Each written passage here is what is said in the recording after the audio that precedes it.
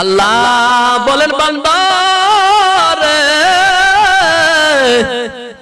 ও বান্দা, দুনিয়ার রং তামাশা বন্ধ হয়ে যাবে। সেই দিন মসজিদের মাইকে ইন্না লিল্লাহি ওয়া ইন্না ইলাইহি রাজিউন বলে আপনার নামটা উপস্থাপনা করে দিবি। আল্লাহর কসম লাগে রে,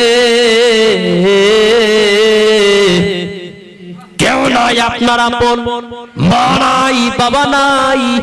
ওই কবরে ডানে তাকালে মাটি, বামে তাকালে মাটি, উপরে তাকালে মাটি গো, নিচে তাকালেও মাটি। আল্লাহর কসম লাগে, আহলে বায়াতের মহাব্বত নিয়া যদি কবরে যাইতে পারস রে, তোর বাঙ্গা কবরে আহলে বায়াতের নূর প্রবেশ করতে থাকবে। ডান হাত তুলে বলেন ঠিক কিনা বলেন। নারায়ে তাকবীর, নারায়ে রিসালাত, আহলে সুন্নাত ওয়াল জামাত, নারায়ে হায়দারি। বলেন হায়াতের মালিক কি? আল্লাহ। রিজিকের মালিক কি? আল্লাহ। মউতের মালিক কি? আল্লাহ। আমাদেরকে যিনি এখানে এনেছেন ওই মালিক কি? আল্লাহ। আবার সই সালামত বাড়িতে নিবেন মালিক কি? আল্লাহ। সবকিছুর মালিক কি? আল্লাহ। শয়তানের মালিক কি? আল্লাহ। মুমিনের মালিক আল্লাহ, শয়তানের মালিক আল্লাহ। আমি আপনাদের কাছে একটা প্রশ্নের জবাব দিতে চাই। মানুষ যখন কবরে চলে যায়, কুল্লু নাফস, নাফসের মৃত্যু হয়, মানুষ কখনো মরে না। কথা বুঝাইতে পারছেন? কুল্লু নাফস, সিং যায়কাতুল মাউত নয়, শুধু কুল্লু নাফস। আল্লাহ বলে আমার প্রত্যেকটা বান্দার মৃত্যুর স্বাদ গ্রহণ করে মানুষ মরে না। যদি মানুষ মারা যাইত কবর পারে সালাম দেওয়া চলত না। সাধারণ মানুষও মরে না রে, ওলিয়া উলিয়ারা তো মরে যাওয়ার পরে বেলায়েতি পাওয়ার 40 গুণ বেড়ে যায়। ওরে জিন্দা অবস্থায় যেমন আছে, মইরা যাওয়ার পরে আরো বেলায়েতি পাওয়ার পারে না, কবে জোরে। আল্লাহর ওলিদের কবরের মধ্যে সওয়াল জবাব নিতে হলে মুনকার নাকি আইসা সালাম দিতে হয়। সুবহানাল্লাহ। আপনি আমি মৃত্যুবরণ করব, বাগিয়ার গা মসজিদের মাইকে আপনার নামটা জানায় দিব গো। নামটা জানাইয়া দিবে 1 ঘন্টা আগে, সকাল 10 ঘটিকার সময় অমুক সাহেব ইন্তেকাল করেছে, অমুক সাহেব মারা গেছে। 1 ঘন্টা পরে আপনার জানাজা, ওই জানাজার নামাজ হবে বাগিয়ারগাঁও কেন্দ্রীয় জামে মসজিদের ঈদগাহ মাঠ প্রাঙ্গণে। আপনাদের কাছে আমি জানতে চাই, যেই লোকটা মারা গেল সকালে, তার নামটা জড়িয়া বলা হলো অমুক সাহেব মারা গেছে। যখন বাগিয়ারগাঁও কেন্দ্রীয় জামে মসজিদের লাশটা চলে আসে গো, তখন আর নাম নেয় না, নাম নেয় না। তখন ডাক দিয়া বলে, সম্মানিত বাগিয়ারগাঁও গ্রামবাসীরা, মরহুমের লাশটা চলে আসতে, তার মানে 1 ঘন্টার মধ্যে আপনার নামটা মিটে গেছে। 1 ঘন্টার ভিতরে আপনার নাম ধরে যদি কেউ ডাকে না রে, কিসের নাম লয়া মারামারি করো গো? যেই নাম 1 ঘন্টার মধ্যে মিটে গেল, মুয়াজ্জিন সাহেব বলি অমুক সাহেব মারা গেছে। 1 ঘন্টা পরে আবার বলে লাশ চলে এসেছি, নাম ধরে না, কেউ নাম ধরে না। নিজের আপন ভাইও বলে লাশটা চলে আসতে তাড়াতাড়ি টামাইয়া দাও। যেই বন্ধুর জন্য তাজা তাজা রক্ত গুলারে পানি করে দিয়েছেন, বন্ধুর টেলিফোনটা পাইলে রাত্র 2টা নয় 3টা নয়, বন্ধু যখন টেলিফোন দিত, বন্ধুর টেলিফোন পাইয়া তুমি দৌড়ে দৌড়ে বন্ধুর কাছে যাইতা। তোমার যখন পানো পাখিটা উড়ে যাইব রে, ওই কবরে জানাজার নামাজ তখন হবে তোমার, ওই জানাজার নামাজের সময় ওই বন্ধু তোমার 5টা মিনিটের সময় দিতে পারে না। একদিন মাটির ভিতরে হবে গোরে, সবাই একসাথে মরণের কথা স্মরণ করে, কেন বান্ধ দালান গো রে মন আমার, জুড়ে কেন বান্ধ, একদিন মাটির ভিতরে হবে গোরে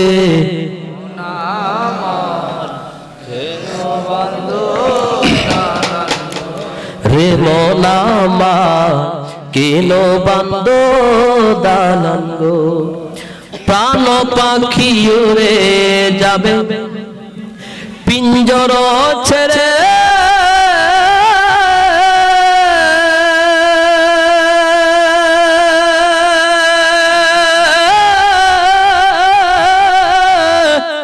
দরাদরি সবই রবে তুমি যাবে চলে, ঠিক কিনা বলেন?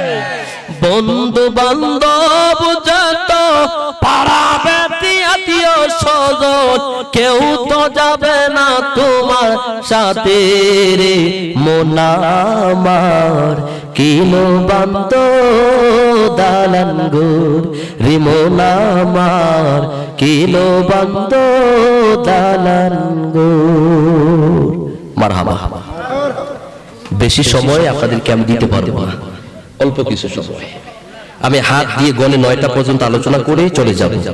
হবিগঞ্জ লাকাই মাহফিল ঠিক 12টায় মাইক ধরবো, ওখান থেকে অনেক দূরে যেতে হবে, তাই আপনি আপনাদেরকে আধা ঘন্টা ওলি আউলিয়াদের শান নিয়ে আলোচনা করব। বসতে রাজি আছেন না? কারা হাত তুলেন?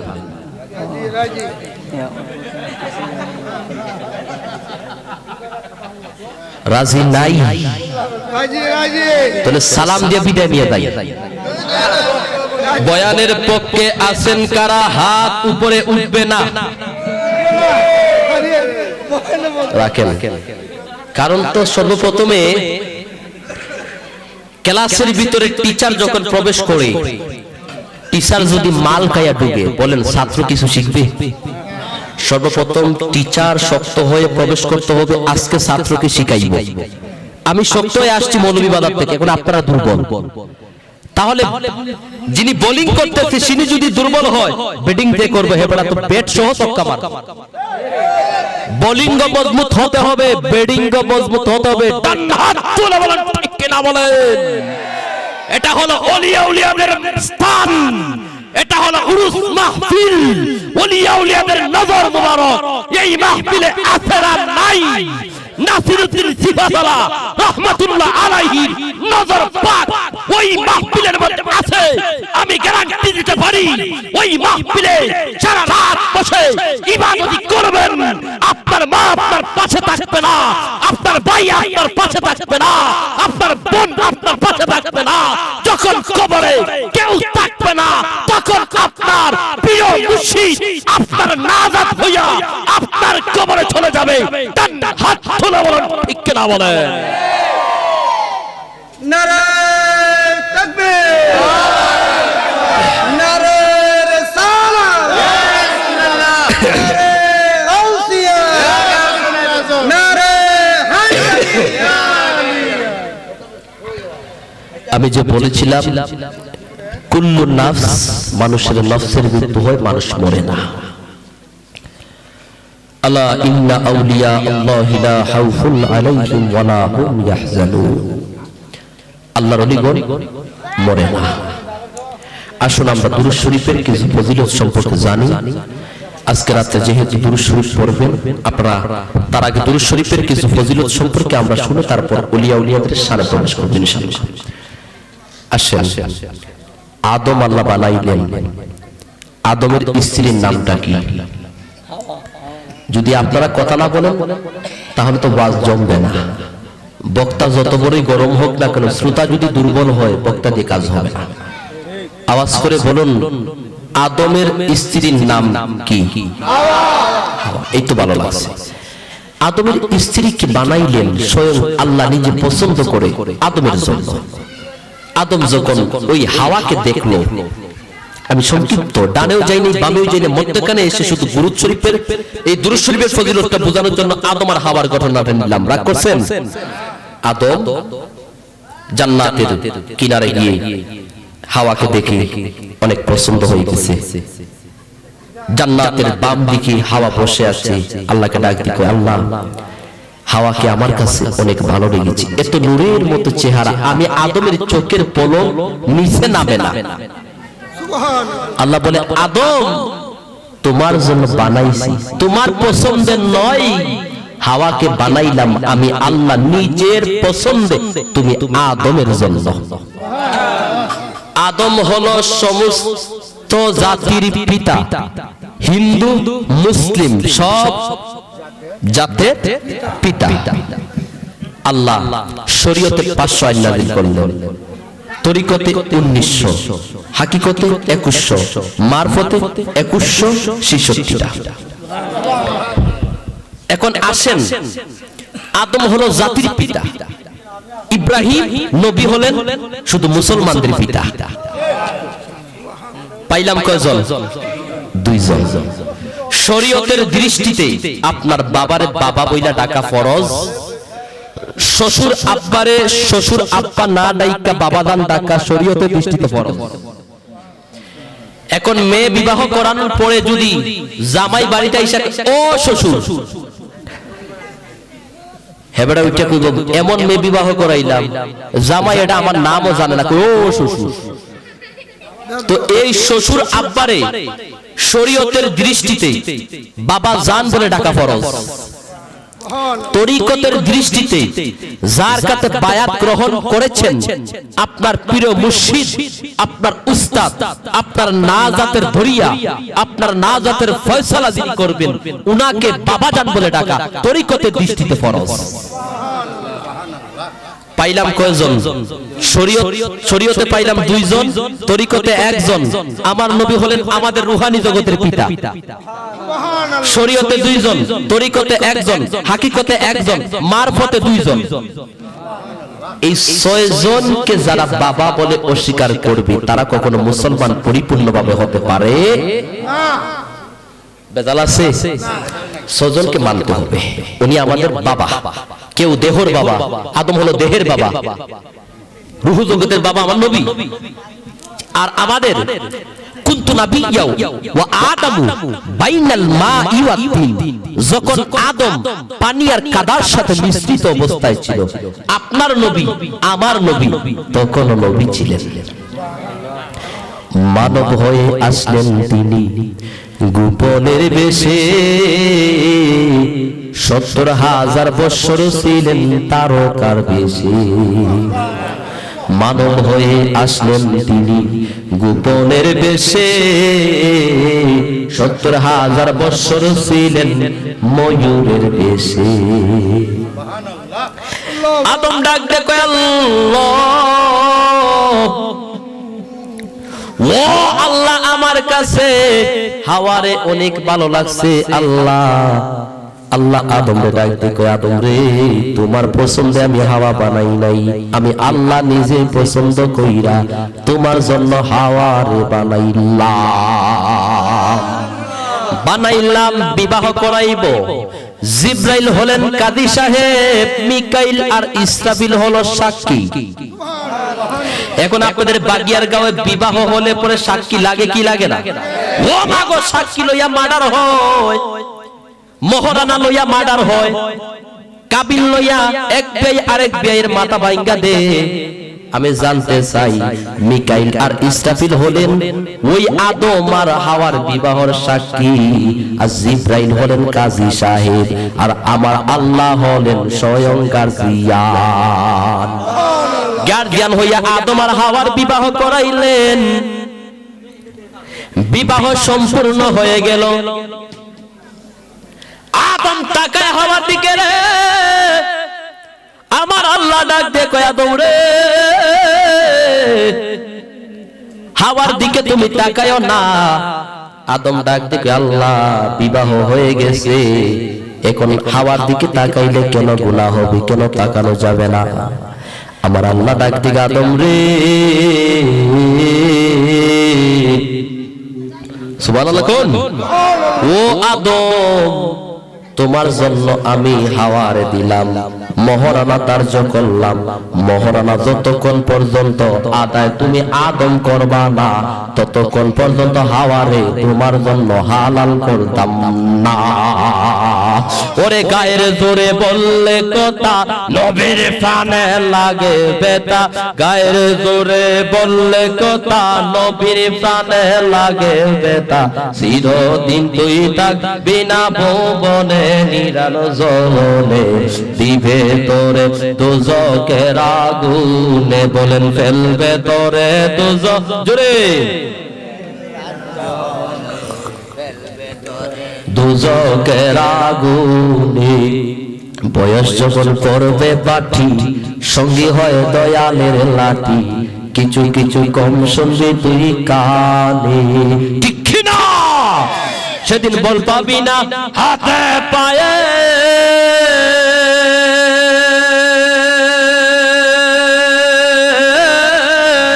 বল পাবি না হাতে পায়ে, পেশার মাথা গোড়ায় ছোটয় করে দেখবি না নয়নে নিরঞ্জনে, দিবে তোরে দোজখের আগুনে, বলেন ফেলবে তোরে দোজখের জলে, দিবে তোরে দোজখের আগুনে। 80 বছর হইলে পরে কল কবজা ধরিবে জঙ্গা, ঘুমাই গেছেন, ঘুমাই গেছেন, কথা কন না। 80 বছর হইলে পরে কল কবজাতে জঙ্গার হবে কি হবে না? পড়েন, 80 বছর হইলে পরে কল কবজা ধরিবে জঙ্গা, সেদিন বল পাবি না হাতে ও পায়ে। আমার মাথার চুল পাকিল, গালের দাড়ি পাকিল, মাথার চুল পাকিল, মাথার চুল পাকিল, গালের দাড়ি পাকিল, সেদিন বল পাবি না হাতে ও পায়ে নিরঞ্জনে, দিবে তোরে দোজখের আগুনে, বলেন ফেলবে তোরে দোজখের আগুনে নিরঞ্জনে, দিবে তোরে দোজখের আগুনে। আল্লাহ ডাক দিয়ে কয় আদম রে, তোমার জন্য মহারানা ধার্য করলাম, মহারানা আদায় করু। আদম ডাক দিয়ে আল্লাহ ও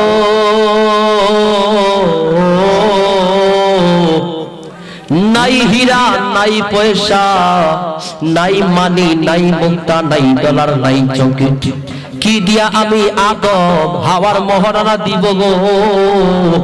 আল্লাহ ডাক দেখো আদম রে, তুমি কি আমার নবীরে এখনো চিনো নাই?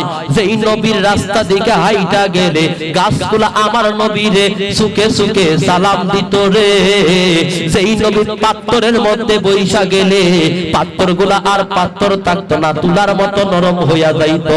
আদম রে,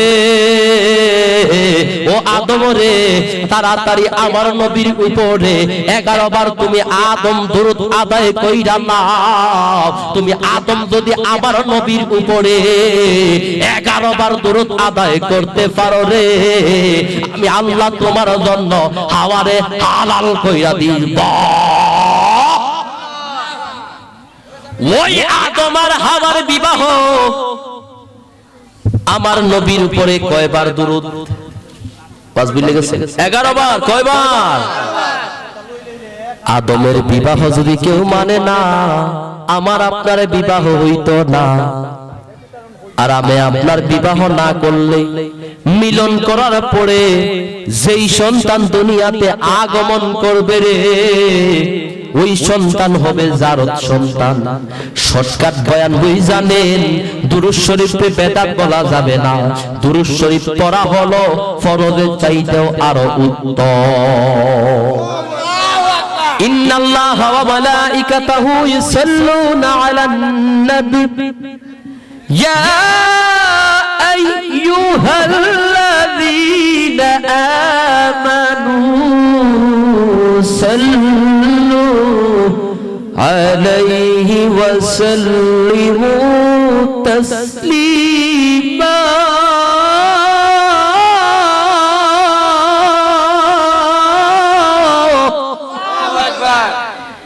আল্লাহ বললেন বান্দারে তোমার জন্য নামাজে ফরজ বানাইলাম আমি আল্লাহ নামাজ পড়ি না কিন্তু আমি আল্লাহ আমার বন্ধুর উপরে দুরূদ আদায় করি ও বান্দারে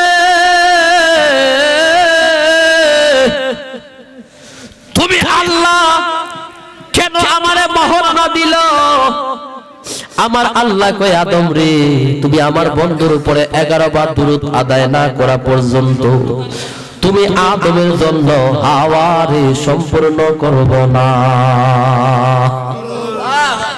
ওই দুরূদের ফজিলতটা এত বেশি রে বাবা এত বেশি ফজিলত আমার নবী যখন বিদায় ভাষণ দিয়েছেন 10,000 সাহাবীকে ডাক দিয়ে আনলেন সাহাবীরা তোমরা শোনো 10,000 সাহাবীর সামনে আমার নবীজি মাওলা আলীর হাতের মধ্যে ধরে দিয়ে বললেন তোমরা যেই সাহাবীরা আমাকে দেখলে কানা উদার হয়ে যেত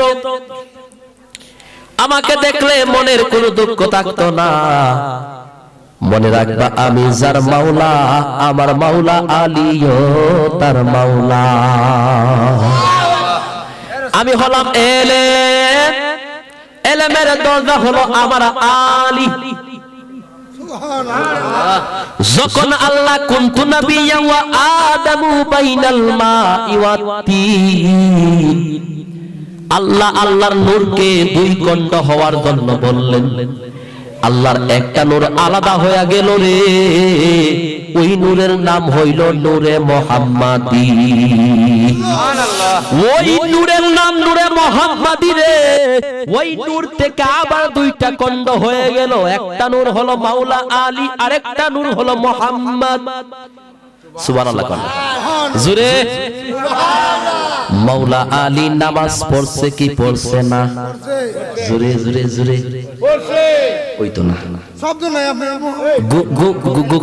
ঘুমাইয়া ওয়াজ করলে আমি ঘুমাইয়া বয়ান করব বলেন মাওলা আলী নামাজ পড়ছে কি পড়ছে না উনি এমন নামাজ পড়তেন যেই নামাজ গেলে পরে আল্লাহ ছাড়া আর কাউকে ওনার ব্রেইনে আসতো না উনি এমন নামাজ পড়তেন নামাজ পড়তে পড়তে পড়তে পড়তে হঠাৎ করে একদিন আসরের নামাজ মিস্টেক হয়ে গিয়েছিল রাসূল সাল্লাল্লাহু আলাইহি ওয়াসাল্লামের কাছে ইয়া রাসূলুল্লাহ আমি আলী আজকে সকাল থেকে নামাজ পড়েছি আসরের নামাজটা ঘুমের ঘরে চলে গেছে গোরা আমি তো আসরের নামাজটা না পড়লে আমার মনকে সান্ত্বনা দিতে পারবো না আমার নবী ডাক দিয়ে বলেন আলী তুমি যদি বলো আসরের নামাজের ওয়াক্ত চলে গেছে আমি রাসূল যদি আঙ্গুলের ইশারা মোবারক করি আবার আসরের নামাজের ওয়াক্ত তুমি আলীর জন্য আমি নবী এনে দেব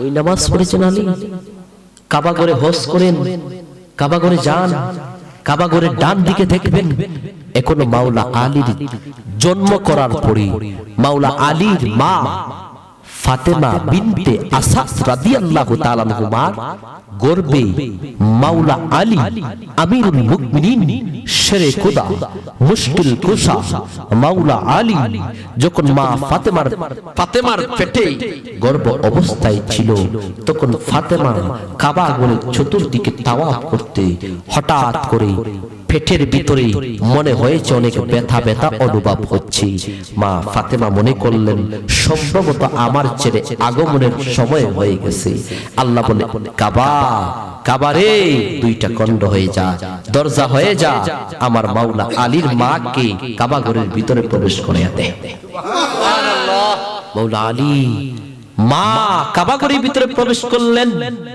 উনি বললেন লাফআলুনা সাবিলিল্লাহি আওয়ালু আলী ফাকাদ খানা মাউতাল কাবা কাবা ঘরের ভিতরে যখন আমি প্রবেশ করলাম কাবা ঘরের বাহিরে আমি যতটুকু জ্বালা যন্ত্রণা অনুভব করেছিলাম কাবা ঘরের ভিতরে প্রবেশ করার পরে আমার ভিতরে আর কোনো জ্বালা যন্ত্রণা নাই সুবহানাল্লাহ আপনার আমার মা বোনের ডেলিভারি হলে দাই লাগে দাই বেটি লাগে অনেকের সিজার হসপিটাল যেতে হয় অনেকে হসপিটাল যাওয়ার পরে ওই বিভিন্ন সমস্যা হয় কিন্তু মাওলা আলীর মা বললেন আমার জন্য আল্লাহ রাব্বুল আলামিন কাবা ঘরের ভিতরে প্রবেশ করলাম, মনে হয়েছে আল্লাহ গায়েবী ভাবে আমাকে সিজার করে দিয়েছে। আমি আলীকে যখন জন্মগ্রহণ করাইলাম, দুনিয়াতে আমার ছেলেটা এসে কথা বলে না, তাকায় না, কানে শুনে না, চোখে দেখে না। আমি মার ডানের স্তনে দুধ পান করে নাই, বামের স্তনে দুধও পান করে না। টেনশনে পড়ে গেলাম। আমার ছেলে জন্মগ্রহণ হয়েছে কাবার ভিতরে। আমার মনে হচ্ছে আমার ছেলের একজন আছে, আসছে, আমার ছেলের একজন ভালোবাসার একজন নবী আছেন মুহাম্মদ। আমার মনে হয়েছে মুহাম্মদের কাছে গেলে আমার ছেলের অসুবিধাটা আমি দূর করতে পারবো। তিনটা সমস্যা দেখা দিয়েছিল মাওলা আলী জন্মগ্রহণের পরে। এক নম্বর, উনি খাদ্য পান করতেন না। দুই নম্বর, উনি চোখে দেখতেন না। তিন নম্বর, উনি কথা বলতে পারতেন না। তিনটা সমস্যা নিয়ে রাসূলের কাছে চলে গেলেন। ইয়া রাসূলুল্লাহ, ইয়া হাবিবাল্লাহ, আমি আপনার কাছে প্রার্থনা নিয়ে আসলাম, দরখাস্ত নিয়ে আসলাম। দেখেন না ইয়া রাসূলুল্লাহ, আমার ছেলেটা জন্মগ্রহণ করেছে, কথা বলে না, আমি মায়ের স্তনে দুধ পান করি না, আমার ছেলেটা তাকায় না, আমি মার দিকে একবারও তাকায় না। আমার রাসূল বললেন, এই মুহূর্তে তোমার কোন জিনিসটা বেশি দরকার ওইটা তুমি বলো। ফাতেমা বিনতে আসাদ রাদিয়াল্লাহু তাআলা বললেন, আমার ছেলে যদি চোখে না দেখে বাঁচবে, কানে না শুনলে বাঁচবে, যদি আমার ছেলে দুধ পান না করে তাহলে তো বাঁচবে না। ইয়া রাসূলুল্লাহ, সবার আগে আমার ছেলের জবানে আপনি দুধ পান করাইয়া দেন। রাসূল সাল্লাল্লাহু আলাইহি ওয়াসাল্লাম বললেন, ঠিক আছে, তোমার ছেলেটাকে আমার হাতে তুলে দাও। রাসূল সাল্লাল্লাহু আলাইহি ওয়াসাল্লাম মাওলা আলীকে হাতে নিলেন, নিয়ে উনির নূরানিত জিহ্বা মুবারক মাওলা আলীর ঠোঁট মুবারকের মাঝখান দিয়ে প্রবেশ করাইয়া দিলেন। মনে রাখবেন, 10 বছর যদি একটা বাচ্চা দুধ পান করে নাই, আমার রাসূলের ঠোঁট মুবারক যখন মাওলা আলীর দুই ঠোঁটের মাঝখান দিয়ে প্রবেশ করালেন, মনে হয়েছে 10 বছরের কানা পেয়েছে। আমার নবীজির ঠোঁট মুবারক মাওলা আলী এমন ভাবে চুষতে শুরু করেছে, ফাতেমা বিনতে আসাদ রাদিয়াল্লাহু তাআলা আনহা বলেন, আমার ছেলের এমন ভাবে ঠোঁটটা চুষতেছে, মনে হয়েছে জিন্দেগিতে এরকম মজার খাওয়া আর আমার ছেলে খায় নাই। ইয়া রাসূলুল্লাহ, আমার ছেলে কথা বলতে, মায়ের মন, মায়ের মন, আমার ছেলে কথা বলতে পারবে, আমাকে দেখতে পারবে না, আমি মানবো না। ইয়া রাসূলুল্লাহ, যেহেতু আপনার দরবারে আসলাম, আমার ছেলের চোখটাও আপনি খুলে দেন। আমার রাসূল সাল্লাল্লাহু আলাইহি ওয়াসাল্লাম আহমদ মুস্তাফা মুহাম্মদ মুস্তাফা সাল্লাল্লাহু আলাইহি ওয়াসাল্লাম যখন ওই মাওলা আলী চোখের দিকে বেলায়েতি নজর দিয়ে তাকালেন, নূরের নজর দিয়ে তাকালেন, মাওলা আলী চোখটা অটোমেটিক্যালি খুলে গেছে। সুবহানাল্লাহ। সর্বপ্রথম মাওলা আলীর চোখ খুলে আমার রাসূলের নূরানিত চেহারা মুবারক দেখেছে। সুবহানাল্লাহ। মায়ের মন, মায়ের মন বলে, ইয়া রাসূলুল্লাহ, আপনি জবান খুলে দিয়েছেন, চোখ খুলে দিয়েছেন, আমার ছেলে আমাকে যদি মা বলে না ডাকে তাহলে তো আমি মায়ের কষ্ট বিফলে চলে যাবে। ইয়া রাসূলুল্লাহ, আপনি আমার ছেলে জবানটা খুলে দেন। যখন আমার নবীজি মাওলা আলীকে আবার কাছে এনে জবানের দিকে যখন নূরানিত কদম বেলায়েতি নজর দিলেন, জবানটা খুলে গিয়ে সর্বপ্রথমই আমার নবীর দিকে বড় বড় তীরের মতো চোখ করে আমার নবীকে দাঁড়াইয়া আসসালাতু আসসালামু আলাইকা ইয়া রাসূলুল্লাহ বইলা সর্বপ্রথম তুমি সালামটা প্রদান করে দিলেন। মাওলা আলী জবান খুলে গেছে। কি খুলে গেছে? জবান খুলে গেছে। শুধু তাই নয়, শুধু তাই নয়, যখন ফাতেমা বিনতে আসাদ রাদিয়াল্লাহু তাআলা আনহুমা গর্ভে যখন মাওলা আলী আমিরুল মুমিনিন শেরে খুদা মুশকিল কুশা যখন পেটে গর্ভে ছিলেন, আমার নবী যখন রাস্তা থেকে হেঁটে যাইতো তখন ওই মা ফাতেমা বিনতে আসাদ রাদিয়াল্লাহু তাআলা আনহুমা দাঁড়িয়ে যেতেন। অন্যান্য মহিলারা বলতো, তোমার পেটের ভিতরে সন্তান, একটু পরে তুমি লাফ দিয়ে উঠে যাও, আবার একটু পরে বসে যাও। মানে বুঝলাম না। বলেন না, আমি উঠি না, আমি বসি না, আমার পেটের ভিতরে যে আলী রাদিয়াল্লাহু তাআলা আনহুমা আমার ছেলে আছে, রাসূলকে দেখলে আমাকে নিয়ে সহকারে দাঁড়িয়ে রাসূলকে সালাম দিতে শুরু করে। ইনি হলেন বেলায়েতের সম্রাট, ইনি হলেন আহলে বায়াতের সরদার। জিনার লাঠি জখমি অনেক ক্ষুধার্ত মানুষ পানি পেয়েছিল। মাওলা আলী ওনার গুণগান আমার মতো জালালি যদি সারা রাত বয়ান করি, যাররা পরিমাণ ওনার প্রশংসা আমি শেষ করতে পারবো না। সংক্ষিপ্ত আকারে বলি, আল্লাহর ওলি যারা তারা মুর্দানা জিন্দা। আমাদের বিশ্বাস মুর্দানা জিন্দা জিন্দা। আমি বলেছি প্রথমে কুল্লু নাস, মানুষ কিন্তু মরে না, মানুষ মরণের স্বাদ গ্রহণ করে। ওলি মরে না, ওলি মৃত্যুবরণ করার পর বেলায়েতি পাওয়ার 40 গুণ জুড়ে জুড়ে জুড়ে জুড়ে বেড়ে যায়। আমি যদি ওলির শান নিয়ে কিছু কথা বলি, তাহলে আমি এখন চলে যাব সুলেমান নবীর একটি ঘটনা শুনতে রাখবেন। সুলেমান নবী উনি ছিলেন সমস্ত জিন জাতিদের সর্দার, সমস্ত জিনেদের সর্দার। এখনো যারা কবিরাজি করে, সুলেমান নবীর নাম নেওয়ার আগ পর্যন্ত জিন ঠান্ডা হয় না। সুলেমান নবীর নাম নিলে পরে জিনের বাদশাহ বাগে বাপ ডাকিয়া কথা কন। সুলেমান নবী উনি একদিন বিলকিস রানীকে দাওয়াত করলেন ওনার বাড়িতে আসার জন্য। কাকে? বিলকিস রানীকে। সুলেমান নবীর সিংহাসন থেকে বিলকিস রানীর দূরত্ব 900 মাইল। কত? 900 মাইল। সুলেমান নবী বিলকিস রানীকে একটা উপহার দেওয়ার জন্য ডাক দিয়ে বললেন, কে আছো? জিনেদের মধ্যে তোমরা কেউ আছো? এখন বলতে পারবা বিলকিস রানী কোথায় আছে? একজন দাঁড়াইছে, জিনেদের সর্দার বাদশা, কিন্তু সুলেমান সর্দার দাঁড়িয়েছে। মাক্কমা অনেক বড়, জিনজিল দিয়ে বাঁধা, জিনজিল দিয়ে বাঁধা, চোখ দুইটা বড় বড় দিঘির মতো। ইয়া রাসূলুল্লাহ, বড় বড় দিঘির মতো। ডাক দিয়ে বলে, সুলেমান নবী আমাকে আপনি অনুমতি দেন, আমি বলতে পারবো বিলকিস রানী এই মুহূর্তে কোথায় আছে। অনুমতি দিলাম, বলো তুমি কোথায় আছে। বলে, ইয়া রাসূলুল্লাহ, ইয়া হাবিবাল্লাহ, ইয়া রাসূলুল্লাহ, ইয়া হাবিবাল্লাহ, আপনি সুলেমান নবী বললেন তুমি বলো এখন কোথায় আছে। বলে, এখন আর মাত্র 3 মাইল দূরে আছে। কয় মাইল? 3 মাইল দূরে আছে। সুলেমান নবী বললেন, 3 মাইল দূর থেকে, যেহেতু উনি 3 মাইল দূরে আছে, তোমরা কে পারবা 900 মাইল দূর থেকে ওনার সিংহাসনটা সুলেমান নবী আমার রওজা নিয়ে আসতা? কে পারবা? চোখের পলকে জিন হাত তুলে বলে, সুলেমান নবী আমি পারবো। বলে, না, আমি সুলেমান নবী জানি কোন জিনের কতক্ষণ পর্যন্ত দৌড় আছে, তুমি পারবা না। পিছন দিকে একজন দাঁড়াইছে, লাঠি বার করিয়া। কি বর করে? লাঠি বর করে দাঁড়িয়েছি।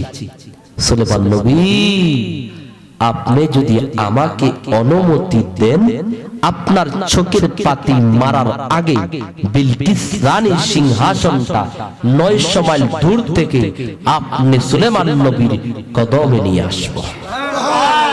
এই জন্যই আমার শায়ের বলেন, তো 9 দরজা করিব বন্ধ,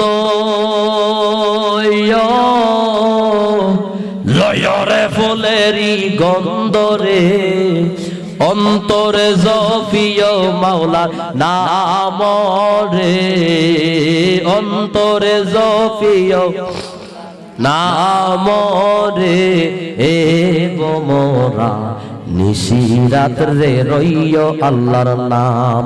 ওই মুরব্বী লোকটা যখন পিছন দিকে বললেন, সুলেমান নবী ডাকতে আনো, বলে আনছি।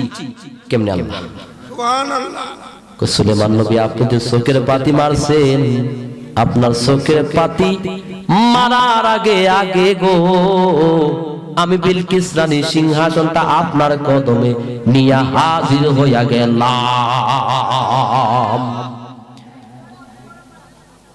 ও সুলেমান নবী গো, যেই বিলকিস রানী সিংহাসনে আমারে পাঠাইলেন, আমি তাকায়া দেখলাম ওই বিলকিস রানী সিংহাসনের গেটের মধ্যে পাহারাদার, সেনাবাহিনী, পুলিশ, বিডিআর মোতায়েন করা। ওগো হুজুর, বিলকিস রানীর 27টা তালা মারা, আমি কিভাবে আনলাম? ও হুজুর, আমি আমার বেলায়েতি পাওয়ার দিয়া, বেলায়েতি হাত দিয়া মাটির ভিতর দিয়া বিলকিস রানী সিংহাসনটা আনতে যাইয়া কাদা লাইগা গেছে। তুমি তো মালাকুল কাদির, তুমি তো মালাকুল কাদির, কত বাদশারেও বানাও ফকির, তোমার কুদরতের শান বোঝা দায় আল্লাহ পরওয়ার, গুনাহ কাতা মাফ করো আমার, পরেন গুনাহ কাতা মাফ মার আল্লাহ পরওয়ার, গুনাহ কাতা মাফ করো আমার। শরীয়তে সরাদারি, শরীয়তে সরাদারি, তরিকতে নবীর বাড়ি, হাকিকতে নবী জির ঠিকানা তোমরা জানো না। নবী আমার উম্মতের দিওয়ানা, পরে নবী আমার কের দেওয়ানা তোমরা জানো না। নবী আমার উম্মতের দিওয়ানা। মারহাবা। বেলায়েতি পাওয়ার এমনই হয়। সুলেমান নবী কয়, কিরে যেই সিংহাসনটা তুমি আল্লাহ, সিংহাসনের মধ্যে কাদা লাগানো আছে কেন? ইয়া রাসূলুল্লাহ, সুলেমান নবী আমি বেলায়েতি হাত দিয়া মাটির ভিতরে যখন সিংহাসনটা আনতে যাই, তখন ওই মাটির মধ্যে কাদার মধ্যে লাইগা সিংহাসনের মধ্যে কাদা লাইগা গেছি। এটাই হলো অলিদের পাওয়ার, অলিদের বেলায়েতি সম্রাটের পাওয়ার। আমি জানতে চাই আল্লাহর অলি যিনি মুরার বন্দের জমিনে সৈয়দ নাসিরউদ্দিন সিফাসালা রাহমাতুল্লাহ আলাইহি 120 জন অলি লইয়া শায়িত আছে, জবান খুলে বলেন ওনার নুরানি কদম দিয়া আমরার মাহফিল দেখার ক্ষমতা আছে না নাই? শরীয়তের মুল্লাদেরকে বলা হলো তোমরা আমারে পূবে পশ্চিমে মাজার দিও, মানে নাই শরীয়তের মুল্লারে, মানে নাই, মানে নাই। বলে না হুজুর, যেহেতু আমরার কবর দক্ষিণে উত্তরে, আপনার কবর হবে দক্ষিণে উত্তরে। কবর দিতে দেরি রে, 40 টাকায় দূরে যাইতে দেরি রে। ওই শরীয়তের মোল্লাদেরকে লইয়া মাজারটা পূবে পশ্চিমে হইয়া গেছে। ওনার বংশধর যারা রে, আজকে যার দরবারে আপনি আসলেন, সৈয়দ আবু কাউসার চিশতিয়া পীর সাহেব, উনি যেই সেই আল্লাহর ওলি না, উনি জিন্দা অবস্থায় অনেক কেরামতি আমরা নিজে প্রমাণ দিতে পারবো। মারহাবা কোন? উনি যেই সেই পীর না রে বাবা রে, নাসিরউদ্দিন সিফাসালার মুরিদ হইলেও তো পাওয়ার বেশি থাকে। জোরে জোরে জোরে জোরে। ওই নাসিরউদ্দিন সিফাসালার মুরিদ হইলেও মুরিদের আঙ্গুলের ইশারার দ্বারা গাছগুলা 2 খণ্ড হতে বাধ্য হবে। যিনি ছিলেন শাহজালালের সেনাপতি, আযান দিলেন আল্লাহু আকবার, আল্লাহু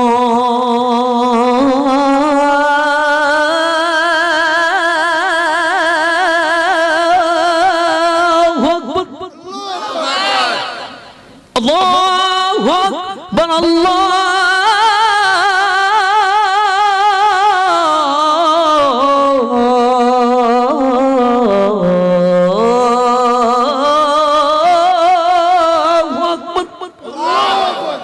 গৌর গোবিন্দ দর দর কইরা বাইঙ্গা বইরা গেছে। আর আপনি যদি আজান দেন, আমি আজান দেই, কুকুর বলে ঘেউ ঘেউ, কথা কথা কোন? আপনি আমি আজান দিলে কুকুরের ডাকের জ্বালায় আজানও দেওয়া যায় না। ওই বংশধর নাসিরউদ্দিন সিফাসালার আওলাদ হইতে পারলে নিজেরে নিজে অনেক ধন্য মনে করতাম। আপনার যারা মুরিদ হয়েছেন, নিঃসন্দেহে একজন আল্লাহর ওলির মুরিদ হয়েছেন। আমার নানা বিশ্বাস যিনি হযরত সৈয়দ কাউসার চিশতি পীর সাহেব, আমি ওনার সম্পর্কে কিছু বলবো না, কারণ বাড়ির গরু 12 ঘাস খায় না। আমি আপনাদেরকে এতটুকু পরিমাণের বলতে চাই, উনি যেহেতু সৈয়দ নাসিরউদ্দিন সিফাসালার বংশধর, কেরামতি আছে না নাই? জোরে ওরে ওনার নাতি হইলাম আমি আব্দুর রহিম জালালি। ওনার নাতি হওয়ার পরে আমার অত কেরামতির অভাব নাই। মাগমা 11টার সময় বাগিয়ার গাঁও বয়ান শেষ কইরা লাখাই 12টার সময় ধরা কেরামতি সারা সম্ভব না, ঠিক কিনা? আমি বলি আমি গাছ উল্টাই না, মাটি উল্টাই না, পানি উল্টাই না। ও মাগমা হবিগঞ্জ এলাকায় মাহফিল করে বিশ্ব রোড 1 ঘন্টার ভিতরে দূরত্ব বজায় রাখা যায় না। মনে রাখবেন, মনে রাখবেন, সৈয়দ কাউসার আবু পীর সাহেবের নজর মোবারক আমার প্রতি আছে, এই জন্যই তো 2 ঘন্টার রাস্তা আধা ঘন্টায় দৌড়াইয়া যায়। কি বলবো আমিল শোলির শানে গো, ওলির শান আমি বলে শেষ করতে পারবো না। ওই শরীয়তের মোল্লারা শরীয়ত লইয়া বইয়া থাকি, সাতনায়া দেশের ফাটনায়া মোল্লা রে মোল্লা, যাও যে বাড়ি বাড়ি হিন্দু গোষ্ঠের মিষ্টি কাওন রয়ে কোন শরীয়তে জারি রে, সাতনায়া দেশের ফাটনায়া মোল্লা রে। সারের হয় না মুসলমানি, গাভীর হয় না বিয়া, ওই গাভীর দুধ কাও মোল্লা কোন শরীয়ত দিয়া রে।